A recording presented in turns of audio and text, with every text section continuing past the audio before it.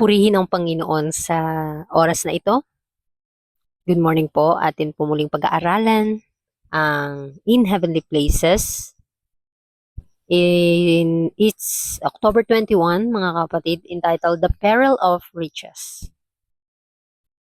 Sabi sa tingkitek sa Mark 10:24-25, Jesus answered again and said unto them, Children, how hard is it for them that trust in riches to enter into the kingdom of God? It is easier for a camel to go through the eye of a needle than for a rich man to enter into the kingdom of God. Bakit kaya nasabi ng Panginoon na maaari pang makapasok ang kamelyo sa butas ng karayom kaysa ang isang mayaman na makapasok sa kaharian ng Diyos?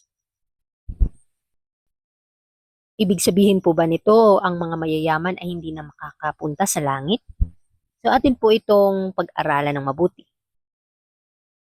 Sabi dito, it is God's plan that riches should be used properly, distributed to less the needy and to advance the work of God. If men love their riches better than they love their fellow men, better than they love God or the truths of His Word, if their hearts are on their riches, they cannot have an eternal life. Here souls are proved, and like the rich young men, many go away sorrowful because they cannot have their riches and a treasure in heaven too. So, ito po pala ang layunin ng Diyos sa atin. Hindi masamang yumaman. Ang masama po, yung minahal na natin yung kayamanan natin kaysa sa Panginoon. Kasi nga ang layunin ng Diyos ay gamitin po natin ng tama ang bawat biyaya, ang bawat kayamanan na pinagkaloob niya sa atin dito sa lupa upang makatulong sa mga nangangailangan at upang maisulong ang kanyang gawain. Ito po pala ang ninanais ng Panginoon sa atin. Kaya hindi po masamang yumaman as long as ginamit mo sa kalooban ng Diyos ang kayamanan na meron ka. Kaya dito, sinusubok ang bawat kaluluwa.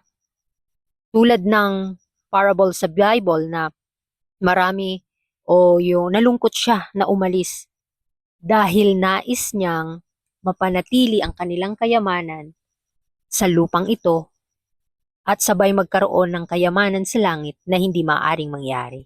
Ito pala yung ninanais ng isang mayamang tao sa Biblia, pero hindi ito ang nais ng Diyos sa atin. Kapag mayaman ka sa temporaryong bagay at hindi mo ito ginamit sa gawain ng Panginoon at minahal mo yung kayamanan mo dito sa lupa, higit pa sa gawain, higit pa sa Diyos, hindi ka magkakaroon ng buhay na sa Panginoon. Sinasabi pa dito na kailangan natin gamitin yung kayamanan natin sa mundong ito, gaano man ito kalaki o kaliit na mga ari-arian, gamitin natin yung ating mga talento din, ating mga kaalaman, kung anong meron sa atin, ay sa Diyos galing. Kaya sa Diyos natin gagamitin. With God, all things are possible. Truth sent home to the heart by the Spirit of God will crowd out the love of riches. The love of Jesus and the love of money cannot dwell in the same heart. The love of God so far surpasses the love of money that the possessor breaks away from his riches and transfers his affections to God. Tandaan natin na with God all things are possible. Walang imposible sa Diyos kung kalooban niyang sundin natin ang kanyang nais, ay masusunod natin kung hinihiling din natin. Dahil kapag ang katotohanan ay ipinasok na po ng Espiritu ng Diyos sa ating mga puso, mapapawi nito ang pag-ibig sa kayamanan. Hindi pwedeng mangyari na mahal mo yung Panginoon at the same time, mahal na mahal mo yung kayamanan mo sa lupang ito. Dahil bilang mga sumusunod kay Kristo, namumuhay kahit walang pera, tandaan natin, with God all things are possible and God will provide in all, sa lahat ng bagay sa mundo ay ang Panginoon po ang nagmamay-ari. Bakit pa po tayo mangangamba? Bakit pa po tayo malulungkot? Bakit pa ba tayo mangangamba kung ano yung kakainin natin, ano yung susuotin natin? Tandaan natin, kung minamahal natin ang ating Panginoon ng buong puso, buong kaluluwa, buong kalakasan, buong pag-iisip, ang Panginoon ay higit na nagmahal sa atin. Kaya lahat ng ninanais natin, as long as nasa kalooban niya tayo, ay ipagkakaloob niya sa atin. Ibibigay niya sa atin yung ninanais ng ating mga puso kung ang ating mga puso ay umiibig higit sa ating Panginoon. Iniibig natin ang Panginoon ng buong lakas natin. Kaya nga we need to seek God first before, and all these things shall be added unto us, mga kapatid. Through love, he is then led to minister to the wants of the needy and to assist the cause of God. It is his highest pleasure to make a right disposition of his Lord's goods. He holds all that he has as not his own, and faithfully discharge his duty as God's steward. In this way, it is possible for a rich man to enter the kingdom of God. So, sa pamamagitan po ng pag-ibig, siya ay nagaganyak na tumulong sa mga pangangailangan ng mga dukha at suportahan ang gawain ng Diyos. Ngunit ang pinakamalaking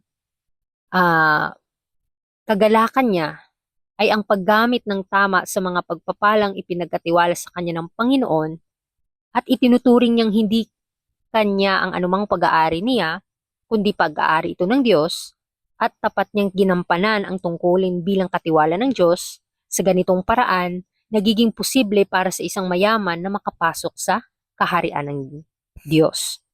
Kaya, maging tapat po tayo sa ating tungkulin, sa ating mga kayamanan, sa ating mga talento, anuman ang meron sa atin, upang tayo ay makapasok sa kaharian ng langit. Hindi po, sa ating mga sariling kalakasan na hindi po natin agad iyan masusunod, dahil napakahirap. Ngunit kapag tayo sumunod sa Panginoon at naging mapagpakumbaba tayong pasanin ang ating mga cross at sumunod sa Kanya, tutulungan niya tayong makapanagumpay dahil nasa gawain tayo ng Panginoon. Once na nasa gawain ka, ikaw ay nakipagtulungan sa mga anghel sa langit, at sa iyong paggawa nito ay nakita ng Panginoon yung puso mo, yung hangarin mo na mailigtas ang tao, na mailigtas o makilala nila si Kristo na nakakapagligtas mula sa kasalanan tungo sa buhay na walang hanggan. Kaya gamitin natin ang ating mga kayamanan sa paglalago sa Kanyang gawain. Some give of dear abundance, yet feel no lack.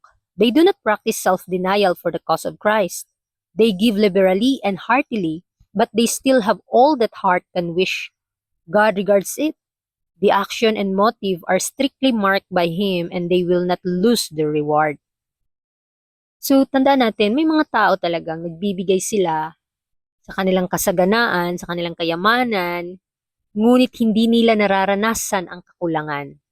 Hindi nila isinasagawa ang pagtitiis o pagsasakripisyo para sa kapakanan ni Kristo. May mga ganitong tao. At hindi natin ma-excuse ang ating mga sarili nito dahil may mga karanasan tayong gaya nito. Na iniisip natin na pinagtrabahoan ko to, ginawa ko ang lahat para magkapera. At kailangang desisyon ko ang masusunod kung gagastusin ko ito o saan ko na paraan ko gagamitin yung kayamanang ito. Hindi natin alam na pinagkaloob ito ng Panginoon, ginawa niya lang ng tayong katiwala nito. Maraming mga taong nagbibigay sila ng bukas palad at taos puso sa mga nangangailangan. Ngunit nananatili pa rin sa kanilang mga puso ang paglalabis o pagiging selfish, mga kapatid. At ang tandaan natin, tinitingnan ng Panginoon yung puso natin. Nakikita ito ng Diyos. At mahigpit na isinusuri ng Diyos ang ating mga gawa at motibo. Bakit tayo ay tumulong? O saan ito na paraan? Bakit natin ito ginawa? O itong bagay na mabuti, bakit natin ginawa? Ano yung motibo natin? Dahil may mga bagay na ginagawa nating mabuti, ngunit may mali o may masama pala tayong motibo. Kaya nga, kailangan tayong lumapit sa Panginoon. Ano yung dapat nating gawin? Para mawala na yung mga kaisipan ng kaaway. Mawala na yung mga evil surmising. Yung mga wrong motives, mga kapatid. Dahil nababasa at nakakaalam ang Panginoon ito. But those who have less means must not excuse themselves because they cannot do as much as some others. Do what you can. Deny yourself as some article you can do without and sacrifice for the cause of God. Like the poor widow, cast in your two mites. You will actually give more than all those who give of their abundance, and you will know how sweet it is to deny self, to give to the needy, to sacrifice for the truth, and to lay up treasure in heaven. Sa ating buhay ngayon, kahit kakaunti lang yung ating kinikita sa araw-araw, nakakain tayo ng 3 beses sa isang araw, at patuloy tayong gumagawa sa gawain ng Panginoon, pinoprovide niya yung pangangailangan natin sa araw-araw, hindi tayo dapat mangamba, hindi tayo dapat malungkot, dahil tayo ay dumadaan lang sa mundong ito. At tayo ay nagiging katiwala lamang ng mga kayamanan dito sa mundo, mga ari-arian na meron tayo. Oras, panahon, buhay, lakas. Nawa ay atin po itong gamitin para sa gawain ng Panginoon. May mga kahinaan tayo, talaga. Ngunit kapag sinikap nating gumawa sa gawain ng Panginoon at patuloy tayong nagpa-correction sa Kanya, na gabayan niya ang landas natin, tutulungan niya tayo. At hindi siya magdadalawang isip na ipagkaloob sa atin ang kalakasan para makapanagumpay. Kaya nga sabi diyan, deny yourself of some article you can do without and sacrifice for the cause of God. Ano pala? Gawin mo o gawin natin ang ating makakaya sa gawain natin. Isantabi natin ang mga bagay na maaari mong ipagkait sa iyong sarili at ialay ito para sa gawain ng Diyos. Ang halimbawa po dito ay yung widow po na nagbigay ng 2 mites. You will actually give more than all those who give of their abundance. And you will know how sweet it is to deny self. Napakaganda mga kapatid. Kapag pinaranas sa atin ng Panginoon at naranasan natin na maibigay ang lahat sa Panginoon, kahit sa tingin natin sa sarili natin walang-wala na tayo. If we try to give all to Jesus, atin pong malalaman at atin pong makakamit o mararanasan how sweet it is to deny self, to give to the needy, to sacrifice for the truth. Ito po yung requirements sa bawat isang namumuhay ng mga tagasunod ni Kristo. Kailangan talaga may self-sacrifice for the Christ's sake. At lahat ng bagay na ito ay iniipon natin to lay up treasure in heaven. Kahit sa ating personal mga kapatid, nagsisikap tayo na mag-lay up ng treasure in heaven.